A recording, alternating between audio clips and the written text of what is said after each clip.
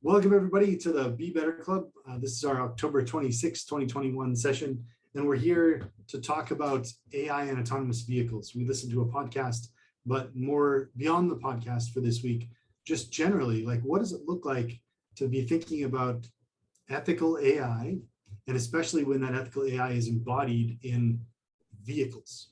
We've left vehicles pretty broad because we could have a conversation today about self-driving cars, which the first part of the podcast touched on, or about military applications, which the second part of the podcast touched on.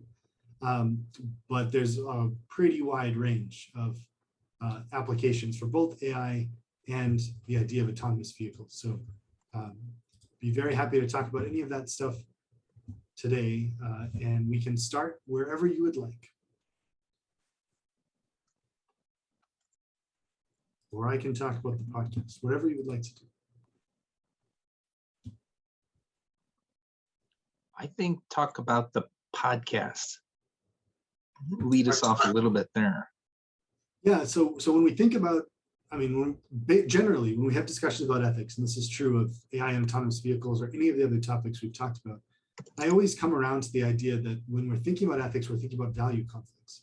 And the trade-offs or the tensions or the conflict here around AI and autonomous vehicles is are many, but safety versus access is one we keep coming around to, and we can go on and on. But the podcast focused on this interview with, the first part of the podcast focused on this interview with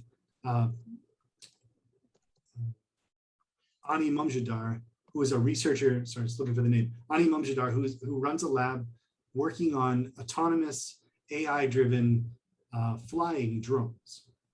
So I want to make this pretty clear, right?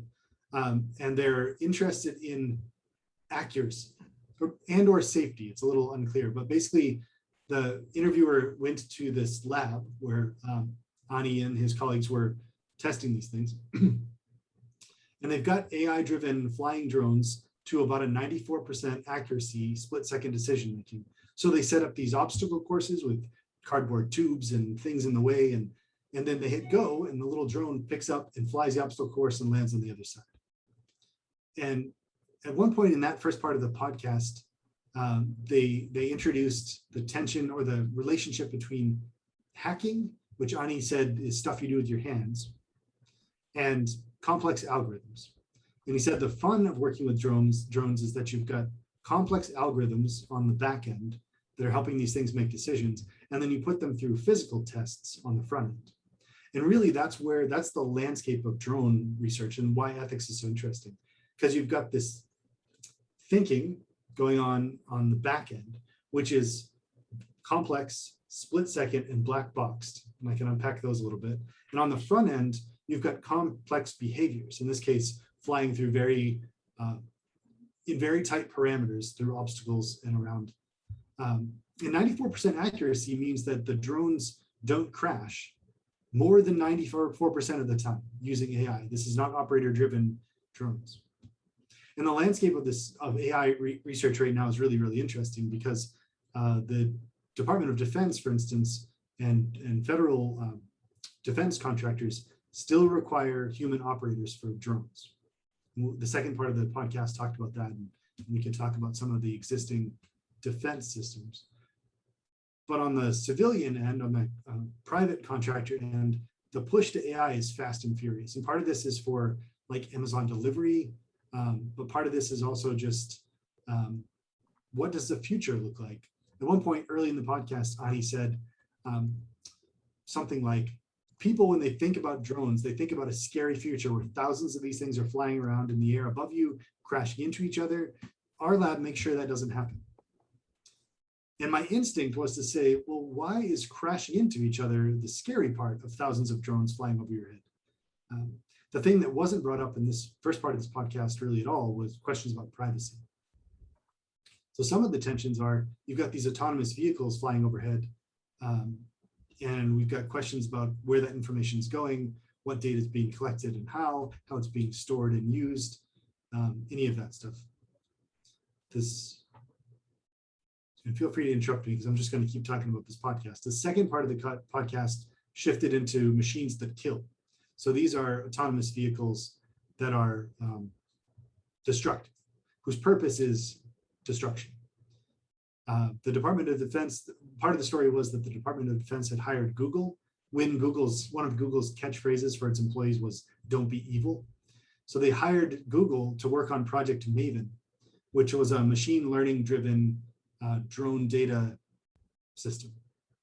So basically during the Gulf War and Afghanistan, after the Gulf War, when drone flights became a regular thing, Project Maven collected a ton of data from drones, and they couldn't hire human analysts fast enough to analyze the data coming in. So Project Maven was a Google run operation contract to try to get machine learning to look at this massive amount of data and make some decisions about threat. 12 Google engineers quit over this controversy. There's a whole story that went along with it. The contract lasted for a year and wasn't renewed by Google. So Google sort of stepped back a little bit, maybe in line with its "Don't be evil" access. But there's lots of companies that are doing this kind of work. One of the most compelling and terrifying things was this ad by the Future of Life not-for-profit organization, who created sort of a fictional ad about slaughter bots, which were a drone swarm. And each drone carried a few ounces of shaped explosives.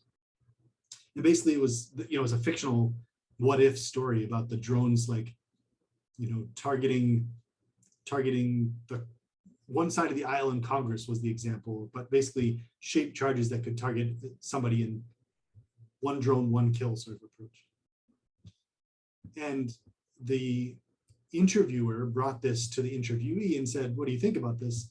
And the interviewee said, "Well, that's probably a likely scenario in the future."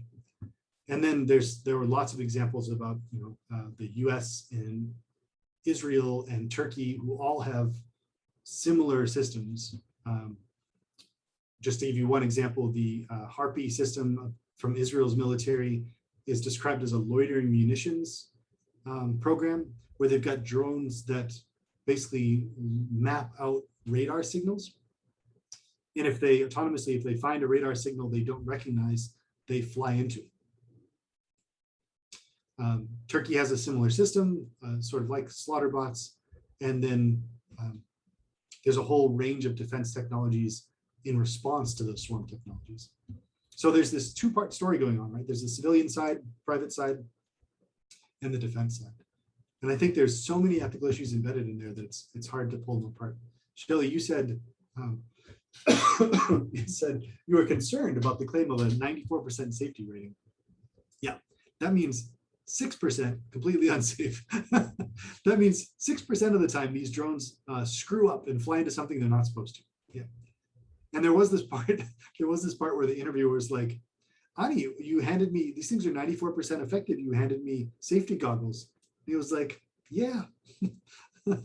So yes, yeah, you can imagine, right? 94% is great, but you can imagine if when Amazon deploys a home delivery swarm to carry packages to your house, that's 97% effective. 3% of the time, your packages are going to like smash through your windows or destroy your car or whatever, right? So the bar is high, but also that's why these systems aren't deployed yet. And there's questions about, like, are they even deployable? Because even if there's a 1% chance that, my Amazon cat litter is going to smash through your car windshield and kill somebody, they're probably not going to be deployed. Yeah, it would be interesting to know what threshold they would consider safe. I mean, that's what an actuary does, is risk analysis. But how do you, and if we expand that to autonomous vehicles, how do you reach that number that said this is the acceptable loss before we turn it over outside of human intervention? Well, and what's the difference with it being autonomous versus, we fly people in airplanes all the time. We have people riding in trains that are driverless trains all the time. So at what point, is there a higher standard for AI, or is it the same standard? Well, maybe that's it. Maybe it's that the AI has to meet the same standard as the non-AI options. And then I would say, oh, sorry. No, go ahead. I would say that if it's the same standard as, having a person, then what's the benefit? If it's better, I don't know. I think of if something goes wrong and you don't have, I don't want to say it in a negative way, like someone to blame, but I think it's harder, like he was talking about, like it only is considered AI or, sorry, my cat is really, I don't know why I decided right now is the time, when a human isn't involved whatsoever. So I would think that the percentage would need to be a little bit higher if it's going to be replacing people and that ability to make that choice. Yeah, and I think, sorry, I was going to say that's fair, but also percentages of taking a human out of the driver's seat actually increases the, that scary little ratio of deaths just by, like, I agree, it could require a higher percentage, but that could be buffered, when you think about like the drone attacks, military use of drone attacks, you're not putting humans in the situation anymore, you're putting machines. So then the safety rate actually probably goes up quite a bit. But is that an acceptable exchange? Is that the exchange we're looking for? So going back to like the safety of a human driver on the road versus like an AI, I think there's a lot of people that are kind of scared of what happens when you let a computer try to solve the trolley problem, right? Like, you want a human driver to be the one that decides if you have an unavoidable crash, what you crash into. But I think there's something that a lot of people might miss in that there's a bit of a numbers game going on where if the autonomous driver versus the human driver is so many percentage points safer, how many deaths does that prevent? And if that prevents more deaths than even the number that you are afraid of the situation where the wrong person died, I think then it almost becomes like a net more ethical, I guess, net ethical gain, so to speak, to let the robot drive, because every death that is avoidable from human negligence, in my opinion, is the wrong choice scenario. In what you're saying, Austin, I hear part of the podcast quoted the CEO, I think is CEO of Waymo, Google's autonomous taxi company, who basically said the reason that company exists is to knock the number of driver-related fatalities to zero. Because he quoted some number, I can't remember if it's 36,000 or 380,000. So it's some non-insubstantial number of driver-related fatalities. And if the idea is that an autonomous vehicle can cut those down, then it's worth taking drivers off the road. I think, Austin, too, something that comes up with what you were saying is that with autonomous vehicles, because there is an algorithm, a complex algorithm behind it, or because we give the vehicles more credit for being able to make a decision spontaneously in the moment, it becomes this very premeditated thing. It's premeditated murder. Sorry, that's maybe extreme verbiage to make the point, but it's premeditated murder because we're programming this autonomous vehicle to make decisions. So somebody else has had the time, a lot of somebody else's have had the time to think about this and make a decision, whereas humans are fallible and we don't hold them as accountable to a spontaneous in the moment thing. Case in point, to bring it to a little like current thing with the Alec Baldwin and the shooting of the cinematography and director and things like that. I don't know if everybody's familiar, but basically it's, pop news right now is because filming set, he had a gun, Alec Baldwin, the actor, had a gun that misfired and killed and injured 2 people. And so now it's this big to-do of who's responsible. He was he was holding the gun, a gun that killed somebody. And yet they're looking into, well, is it the armorer that gets in trouble? Is it the assistant director who handed him a gun and said it was a cold gun? It's this big deal of well, where's the premeditation? If it's, and he's a human, so he gets off the hook a little because he made a mistake as a human. Whereas the people that decided or were supposed to maintain the safety are more on the hook because they were supposed to be ensuring this. So yeah, I don't want to, you're totally right about bringing in a whole discussion on Alec Baldwin in this situation, but I think it's relevant to say, to bring in that there is something about, I think even in the podcast, there was a line, something about creating autonomous vehicles is a relatively simple problem. That's not the problem we're facing. We're kind of slowing down on the advancements and getting very precise in that range from technological thing. It's the other stuff that is making this an ethical issue. And Natalie pointed out in the chat too that Natalie, you say there's always a risk, right? Either way, whether it's a human driver or not. And you give the example of the FDA obviously regulating food, but there are always acceptable risks in food production. And I think this is an interesting question that the podcast brought up too. In what ways why is our technology development slowed down? Natalie, you suggested it's partly because we did all of the easy work up front and now we're at this steep end of the learning curve or whatever. But the other bit that showed up in the podcast, which I found really interesting, was the idea of the Gartner hype cycle, which I don't know very much about, but the way that it was described is we culturally or societally get really excited about a technology and put a lot of resources and time and energy into onboarding it.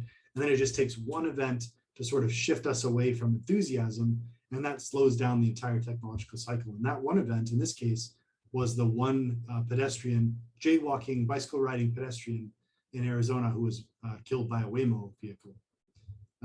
Google settled that lawsuit, and Waymo cars are quite conservative in terms of how they drive. But that one event made people think, well, maybe this isn't so exciting. And it's interesting to me, coming back to Natalie's comment, that we worry a lot about risk of new technologies. Maybe it's a hypothesis I'm putting forward. We worry a lot about new technologies, but there's a normalization that happens. So technologies that we've used a lot, the risks might be substantially higher, but we still feel comfortable with. So I found that hype cycle really interesting. I think there's a situational side of this as well. So the podcast used the example of a new parking meter, and it maps the street, knows where all the parking meters are, but when it encounters a new parking meter, it has to figure out what to deal with it. I've always had a greater concern about the school crossing guard and how does an autonomous vehicle interpret the motions of the school crossing guard or somebody else directing traffic in that situation. It's easy to recognize, okay, there's something in the road, but what is that something in the road telling me to do? Yeah, the podcast suggested that we'd face a rough transition period. The crossing guard is a great example. They use the example of just facing a self-driving vehicle at a four-way stop.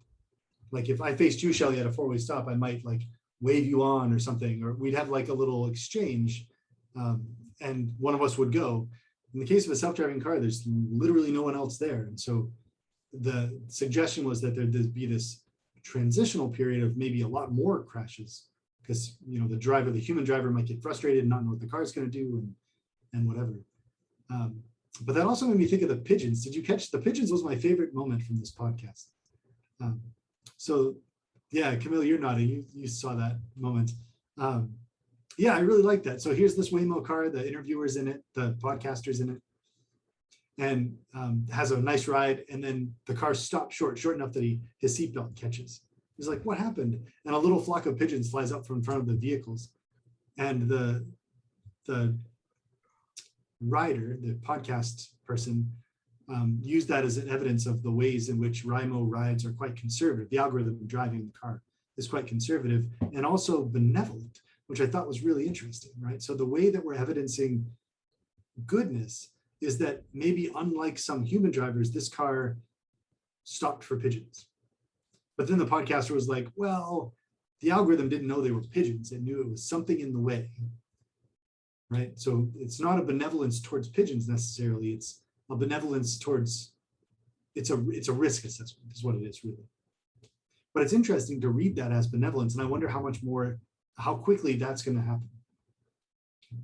So I want to shamelessly plug, I shared my user acceptance of autonomous vehicles. This is work that I did with a colleague. It kind of relates back to Dr. Beaver, the values that you were saying. So what we did with this model is try to collect all the values that humans might have when trusting autonomous vehicles and the things that would come in, and benevolence happens to be one of them. So it's the degree to which, they have their opinion on benevolence plays in. And I think that's what has to happen when we're starting to humanize, personify essentially machines, is we have to figure out how do we can we assign them human values, human emotion? We start talking about it, but them, give them names. And I mean, I name my own cars, like the ones I drive. So, and talk about them as personified on occasion, So I think it was trying to, the work we did was trying to understand all of the things that can go into humans making decisions about whether they're going to trust or use or be comfortable with one of these vehicles. But then we quickly realized that, or knew we were working with people who had never been in one, who hadn't experienced it. And so we wanted to see if that changes what they prioritize, what they feel. If you hear about a pigeon situation, does that change what you want? And so we actually did like VR, some virtual reality thing. I mean, it's just, it's essentially like being in a video game, where my first response though is to go grab a wheel. Like, I'm like, where's my steering wheel? I'm getting in this car. Oh wait, hold up, it's an autonomous vehicle. Here we go. And so then also to capture people's reactions to the different things. And I know the podcast mentioned too, like where people feel comfortable, like when the car corrects, what does that do to you? Where, and how do we talk about trust when the trust is very misplaced? What does trust mean, and what enables us to be trusting? So really quick, I'm curious in the work that you did leading up to this user acceptance in autonomous vehicles. And sorry, I probably could look for this myself, but 8 pages is a lot to skim quickly. Did you get any kind of responses that might have compared like people's hesitancy to ride, like for instance, with a stranger driving in an Uber versus an autonomous vehicle? Because I think those situations are actually surprisingly analogous. So not with our study itself. I mean, we really didn't. Oops. Yeah, we didn't. That wasn't the goal. And with the survey and the model, we didn't. We could have asked. We could have put those things to their their willingness to get in a car with an Uber driver. But it certainly came up in my mind over and over again, especially as you hear people constantly saying, oh, I'd never ride in a autonomous vehicle. And you're like, you literally ride in a train at the airport that does not have a driver, or you get into an Uber driver's car on the regular, or you used to be a taxi driver, or yeah. So it is really interesting.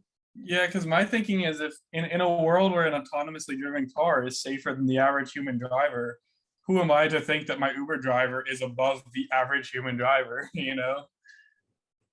But people seem more comfortable with that level of risk because they're comfortable with human drivers. Yeah, let's push on that for a second, because the other thing that always comes up in these discussions about AI is the black box problem, right? And the podcaster described this at one point as the problem of the complexity and speed of decision making and the amount of data that goes in. And then there's this moment where the algorithm does something in a split second and decides, and we move on, but that is closed to our evaluation because of the scale of data. But Austin, as you're suggesting, like, in what way is my mind more open to you than the black box algorithm? Like, you can ask me what I'm thinking. I could lie, I could not know, there's a range of things. The black box problem seems to hold for all of us. It's the problem of other minds generally. This one's just a technology mind. But there does seem to be something there. To the extent that ethical AI codes or frameworks include both ethical values and epistemic values, where most of those lists are something like beneficence and justice alongside transparency and accountability and security and whatever, right? There's like two sides of the coin. Yeah, we definitely included those kinds of things, you know, the need to understand the technology. Some people have a greater need than others to understand the technology behind it, or, you know, willingness to put these decisions in the hands of the government, basically.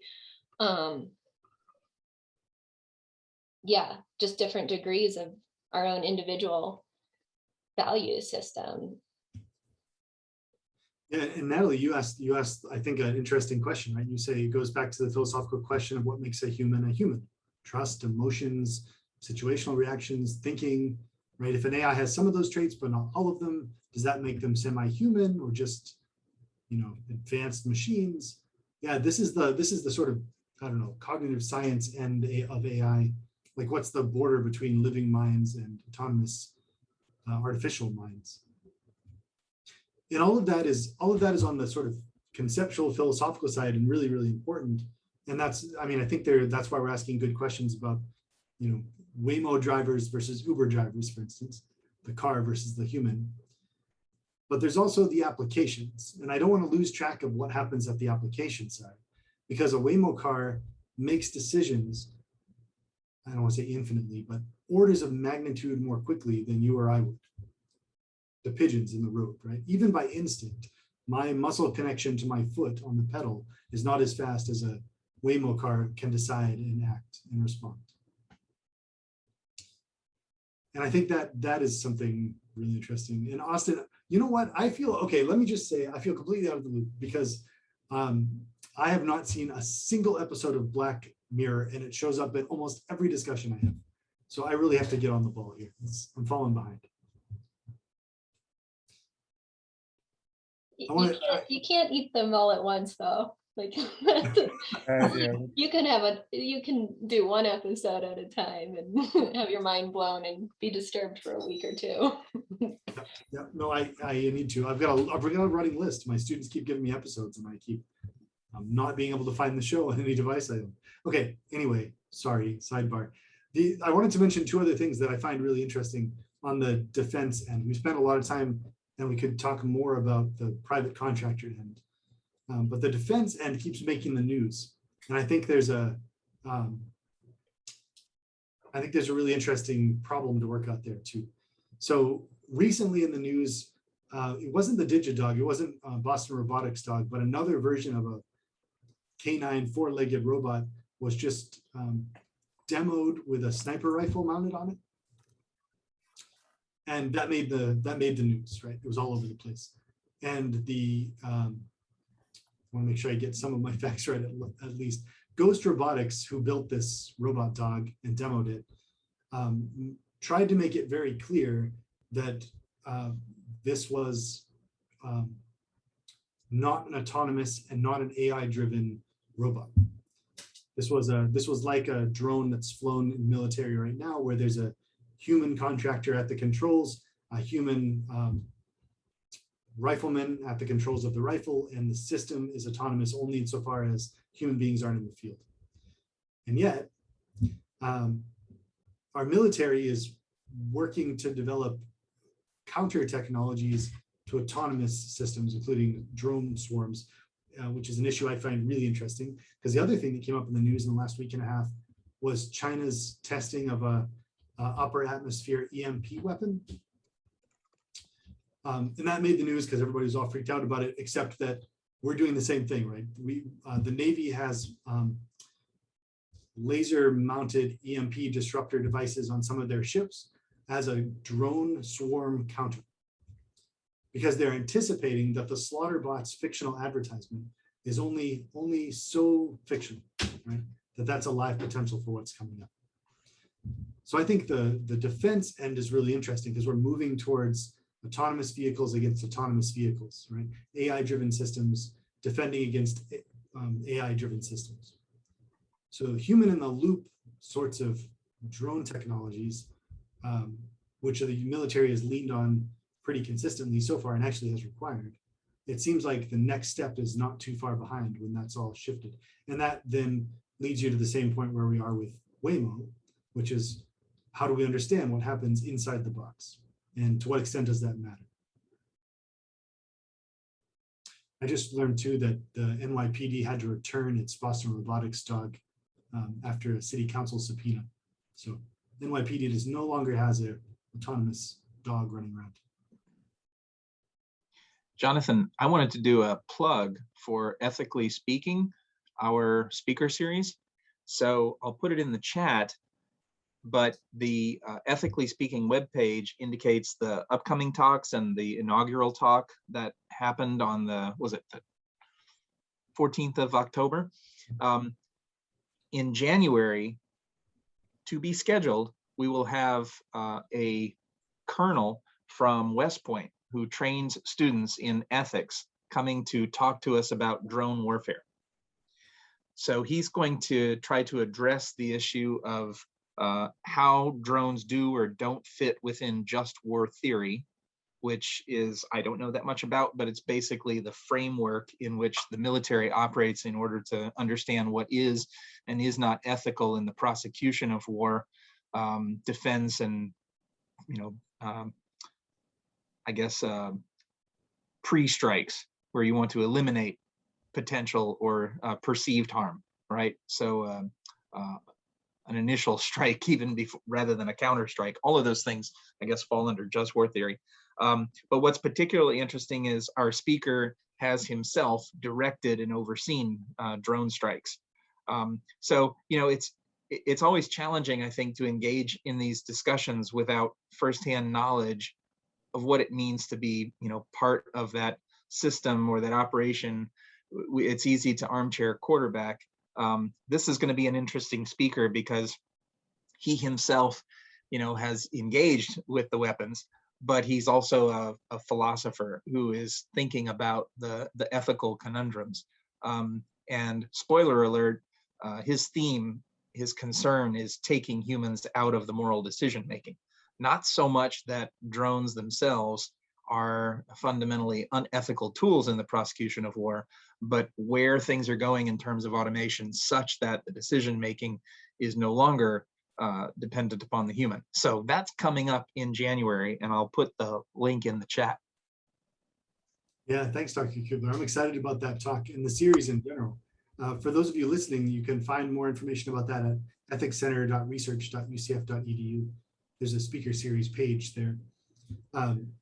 Yeah, I really like these conversations because they intersect so well. We'll bring in speakers to talk about the technical end, because I think Dr. Kubler is exactly right that, this group, our job is to sort of play armchair quarterback and to think about the potentialities and the sorts of big picture questions. But all of that gets refined when you have somebody on the ground saying, no, this is really what's at stake.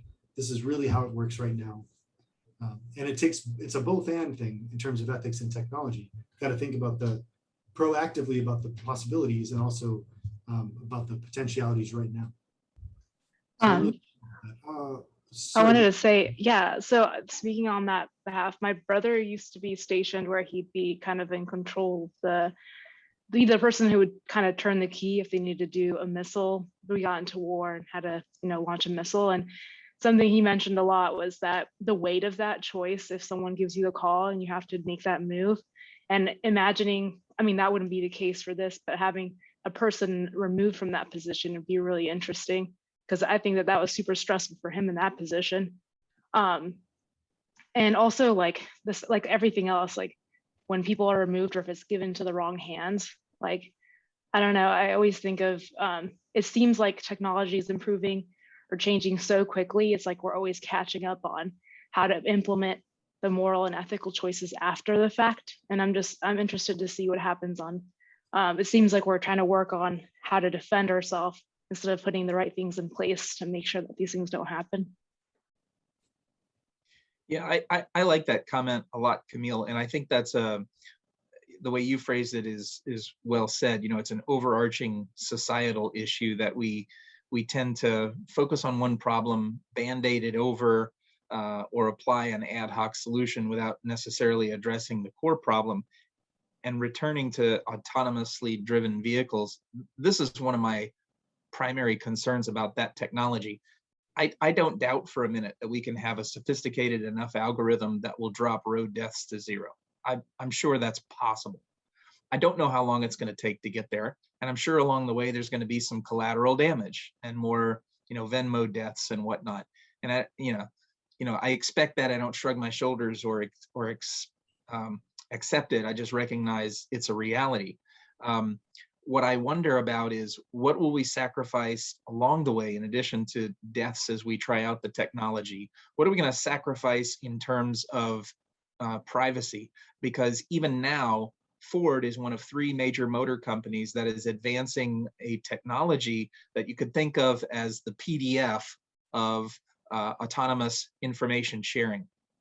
So, we all know that we can print a PDF and, send it to someone, and whether they're on a Mac or a PC or whatever, you can print it out, right? It doesn't matter that you didn't have Word or some other word processor. I've got this portable document format. Well, information sharing to enable autonomous driving to be a successful technology is going to require a PDF-like format for that information sharing. And so Ford and 2 other motor companies are trying to develop and be the pioneers and the owners of those formats. And the paradigm is that it's going to involve information sharing across platforms about where vehicles are. So it avoids the trolley problem where I'm approaching an intersection. Am I going to have to swerve left, to kill 1 person versus 3 people? You don't have to worry about that if you know where the people are in advance, if you know where the vehicle is in advance when you're approaching the intersection. And that sounds great, except it fundamentally means now you've sacrificed more autonomy and more information about yourself, who you are, where you're going, in order to enable that technology. And the paradigm for information sharing also involves cell phones, so that pedestrians and their position relative to autonomously driven vehicles is known. So it seems like then that the utilitarian calculation says this is a great technology because we have 30,000 deaths and we can drive that to zero. You just have to embrace AI. Sort of slips in under the carpet what we have to sacrifice in terms of information sharing.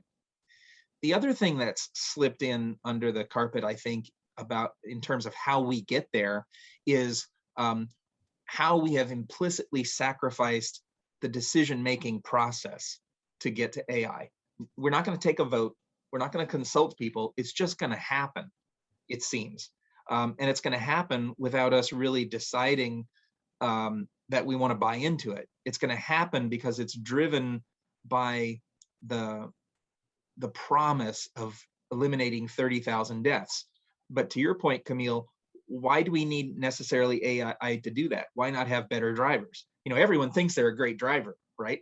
I think I'm a pretty good driver when I'm actually paying attention. Those 30,000 deaths include a lot of stupid issues like people texting or maybe driving drunk or whatever. And sure, you get rid of the drivers, you'll solve those problems. But why not simply have better drivers, right? Why not raise the driving age? Why not put a cap on how old you can be and still be able to drive, right? Or have cognitive tests, because we know as we get older, we have shorter attention spans. So the 30,000 number makes it sound great, but it requires us to eschew other potential solutions to the problem. And it asks us to basically buy into that solution as though it were driven from beneficence. And I think it's actually driven more than anything from financial advantage. And along the way, as we move toward what is maybe going to be the total AI solution, where we really do save all 30,000, there's going to be this intermediate situation where we have partial AI, and it's not really clear what the road paradigm is going to look like during that interim. There's going to be other problems. It'll be very easy to stop people and rob people. You just jump out in front of the car. The car's got to stop, unless the car is going to be programmed to recognize that a person in front of the car is now a threat and trying to hijack you. We're going to see other weird things happen. We're going to see other social norms change, other bad outcomes as we segue toward this. And I think it's going to happen because already the sensors are being tested out on us. Now we choose to buy the vehicles, right? And we can disable them, but they're there and they're being tried as we move from total human-driven, human-operated vehicles toward level 4, which is totally autonomous. We're in between. When you go and buy standard car, it's more of a level 2 system, as it's called, where there are sensors and assisted driving, but you're still in control. Along that way, we're going to be generating the data, right? And we're part of that buy-in because we bought the car. We haven't necessarily bought into being part of the test subjects. And it's just a little disturbing that we haven't had the discussion beforehand to say, yes, let's do this. Let's start sacrificing autonomy as we make that segue.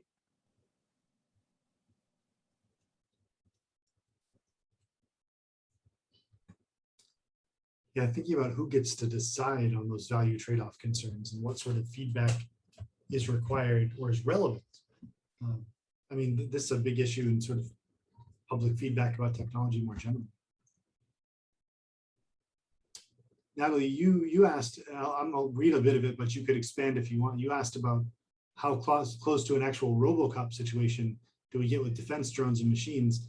Can they really make the right choice in the field compared to humans who might have like a fight or flight response? And that opens the door to another question, which is, are we just sort of kicking the decision-making can down the road? So if the soldier or the pilot or the driver makes decisions now, what we're doing is saying, no, it's going to be the programmers and the system designers who are making the decision in advance. That closes down flexibility in the moment, unless that flexibility is programmed in on the front end, and it shifts responsibility from the driver or the operator to the programmer or the designer. And if we get to a point where a truly autonomous system that can make its own decisions and shift the parameters of how it engages, but there's no such system now. So there's this responsibility problem too.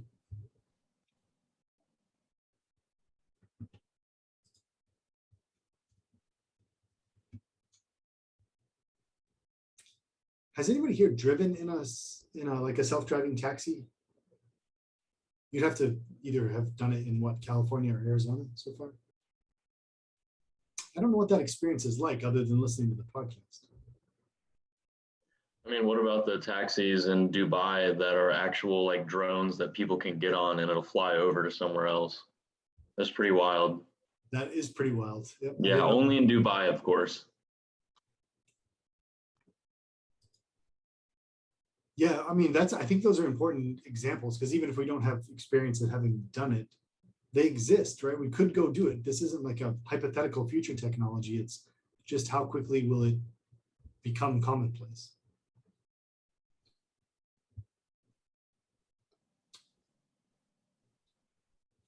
And Austin had a conversation about the way we can program or educate drivers versus the way we can program or educate driverless cars. There's a sort of difference going on there to have more control over the second, maybe. What's more complicated?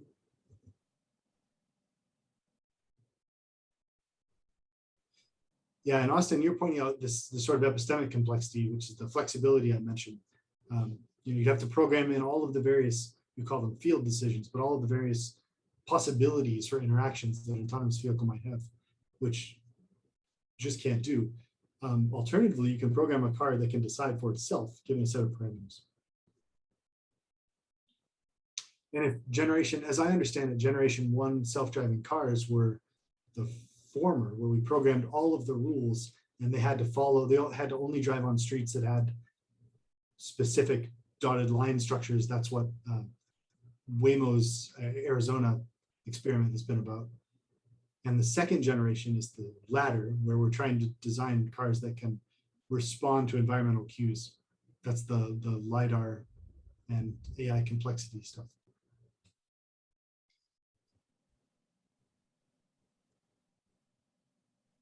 It's interesting how also this connects to public transit. You know, another way to solve a lot of deaths is to have more public transit. But the American paradigm is, well, we're really big, we have to have cars. So, you know, that doesn't even come into the calculation. Another concern is, you know, what does the car fleet look like? Do you actually own a car? Well, it's less likely. You'll probably lease a car. And so there's some concern cars will be running around even more than they need to now, so that they're available and on call and available, you know, available to come to locations. So there could also be an environmental impact. You know, that's not anticipated. There is some discussion about that. Maybe that we have fewer cars overall, and so the total carbon footprint goes down because you just don't need to make as many cars. If we have access to vehicles, then we don't all need to have a vehicle. Right now, there's too many vehicles, and they're mostly actually sitting idle, right? They're sitting in front of your garage or whatever. So if you, instead of every person having a car, you just need one car per 10 people, and we can all get to where we need to go, that would have a significant positive carbon footprint impact.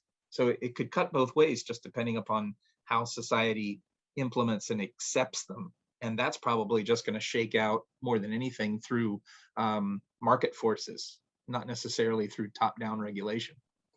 Can you make money off of having a fleet of cars out there that people summon when they need it? Yeah, I thought oh, sorry. No, I was just going to say it'll really work well for a place like New York. I don't know that it's going to work so well for Wichita Falls. Yeah, it was interesting in the podcast how they talked about it's very likely we move towards this cars as a service model, and which is kind of almost a mixed mode between those two conflicting things you mentioned before about public transportation versus private ownership. It's almost like you know, shared private ownership experiences without the ownership aspect. Mm-hmm. Well, the model very much is a public transportation model. It's just distributed. It's not centralized. We don't go to a rail hub or a bus depot. The vehicle just comes to us. But otherwise, everything else is the same. You probably pay a subscription fee or a monthly rider transit service fee, and then you'd hail a ride and come get you.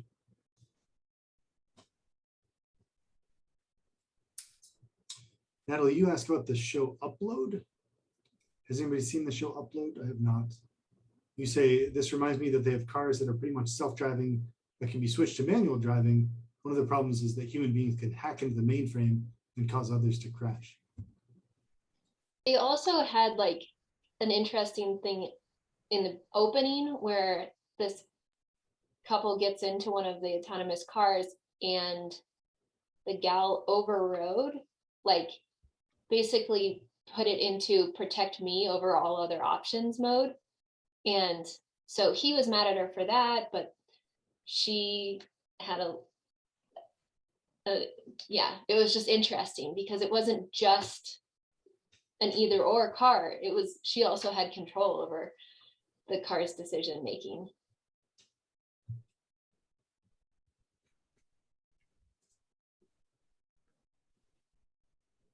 And I'm always loath to step into the landscape of regulation, but at some point, you know, when we think about hypothetical examples like that, the question comes down to in what ways do we regulate those technologies and those options at a collective level? And that is well beyond my wheelhouse and expertise. But I think that is really important because the same thing happens with public transit, car insurance, and the like.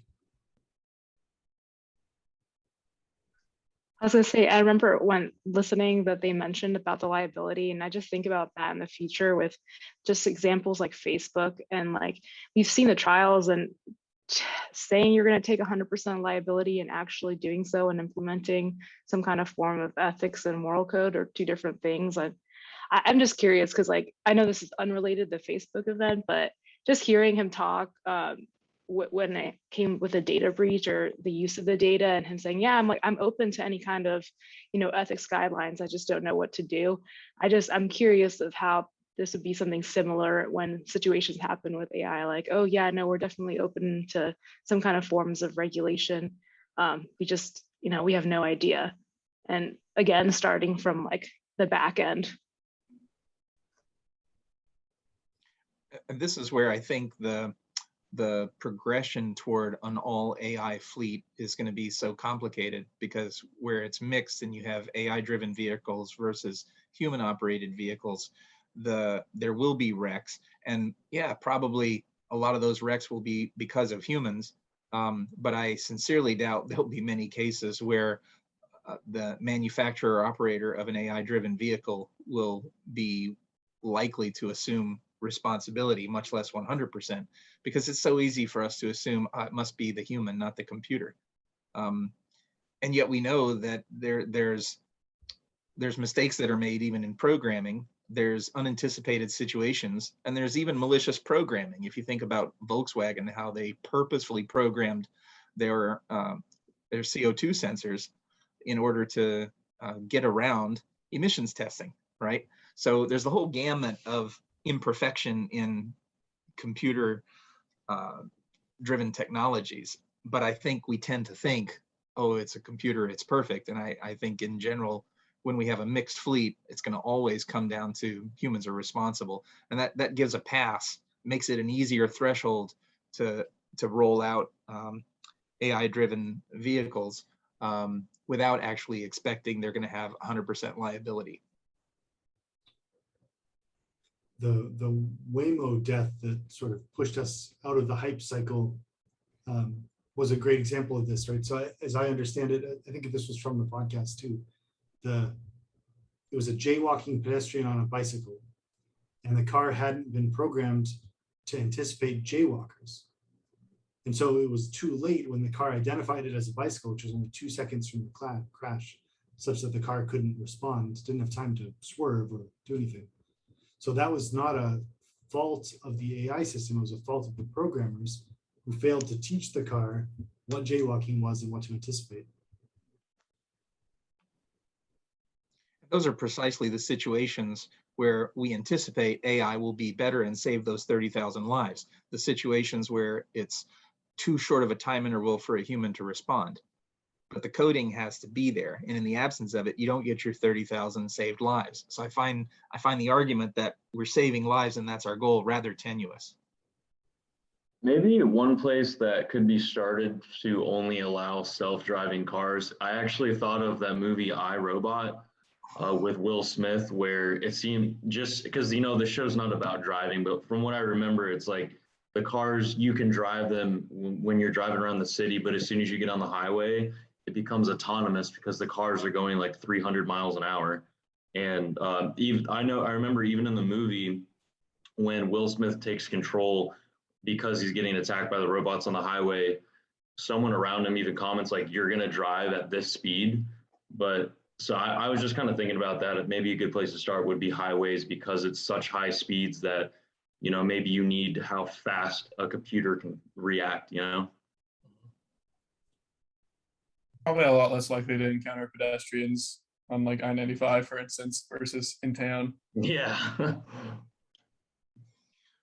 By the way, I as a scientist, I really love it when literature explores these issues. And for so long, science fiction was kind of poo-pooed as not really being literature. Now it's much more accepted, and you can go and study it in an academic sense, and all that. But I just think it's fascinating how science fiction is so much less about science. It's more about social interactions. And if you go read the short stories upon which, you know, the iRobot series is based, so many of these concepts are really explored, you know, back in the 50s and the 60s when Asimov was writing that. And the movie, I will say, having read the books and seen the movie is really well done because it actually brings together about 4 or 5 of Asimov's stories and knits them together. But you'll find it very rewarding if you go and read the short stories, because you'll say, oh, that piece was in the movie. Oh yeah, that was from another story. That's in the movie too. It's actually a very well done movie, which is rare for books and how they knit it together, but there's so much more in the book. So go read it. And, yeah, I gotta go read that. You've got to. It's really forgot fun. that they were based on books. And short stories, really.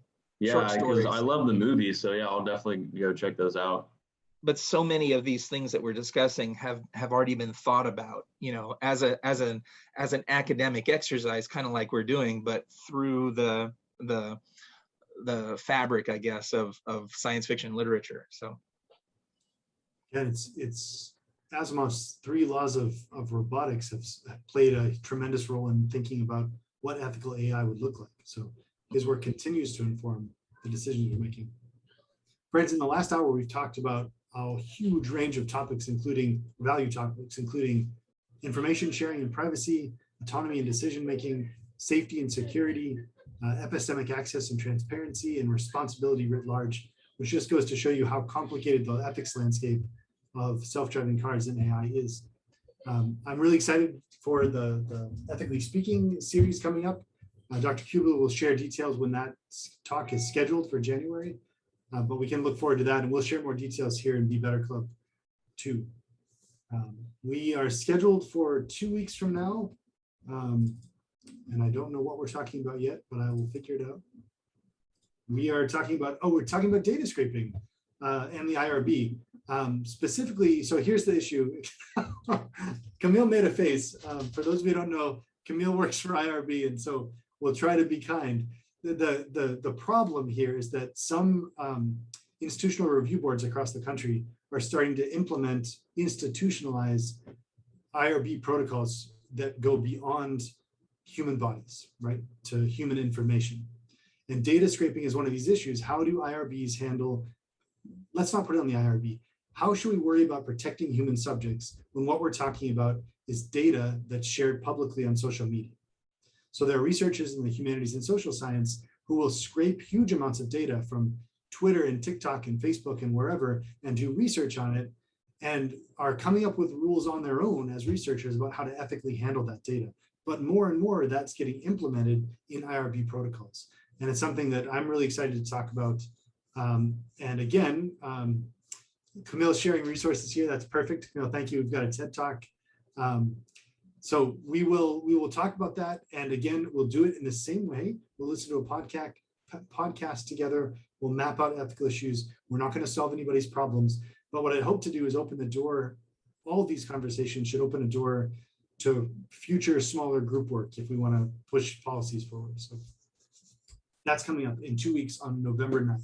So I hope you'll join us, share with your friends. Camille, the invitation, and everyone, the invitation is always invite whoever you'd like. We'd love to see more new faces here for the discussion. So if you got friends or colleagues you think might be interested in this discussion, let's do it. We'll just talk through that together. All right, thank you, everybody. Great contributions from everybody. I really enjoyed the discussion. Yeah, it was really fun. Thank you all. This is what, the second or third time we've talked about autonomous vehicles, and I think we still have yet to run out of interesting points. Yeah, well, and one of the last things I'll say is that the spring schedule is not set. So if there are specific topics that you'd like to think about that are related to ethics and anything, you let me know. In Austin, those could be follow-ups to things we've talked about already. They could be follow-ups on some of the Ethically Speaking lecture series topics, but that schedule is up to you. If nobody comes to me, then sometime in December, I'll put together a schedule. But it's completely adaptable. So if you've got things you want to chat about, send me a note and I'll get them on the schedule for next semester.